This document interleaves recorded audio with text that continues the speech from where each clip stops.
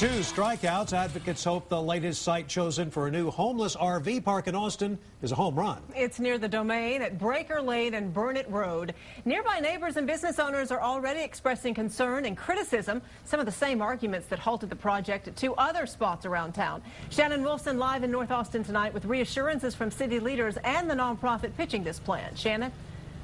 Yeah, the dozens of people who showed up to a community meeting here tonight for the North Austin Coalition of Neighborhoods had some serious concerns. For many of them, tonight was the first time they'd heard any of the details about this proposed community, and they wanted all of the answers.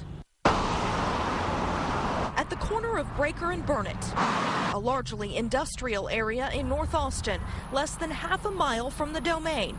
The land around an abandoned furniture warehouse could become the city's first dedicated homeless RV community. Fears are understandable, and we're here in the community to communicate the beauty of these brothers and sisters, and there's really not a lot to fear from them. Alan Graham, the founder of the nonprofit Mobile Loaves and Fishes and a longtime advocate for Austin's homeless, tried to spread his message to a largely skeptical crowd of North Austin home and business owners. We need to start dialogues. We need to find a solution.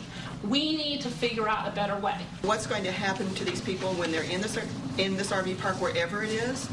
And also, we don't want to create another Pale or another ghetto, in other words, and we want to make sure that they are receiving the services, that it's continual, that no ball's going to be dropped. So what is the plan? I believe that you have to understand what home is. As the concerns grew louder, Assistant City Manager Bert Lumbreras tried to assure the crowd that there had been no decision made yet about where this proposed park would go. What I do know is that we've got a huge issue that we've got to deal with, and one of the success models that we've seen in other communities, and one in particular is the city of Miami, having to do with how they address their homeless population and actually reduce it.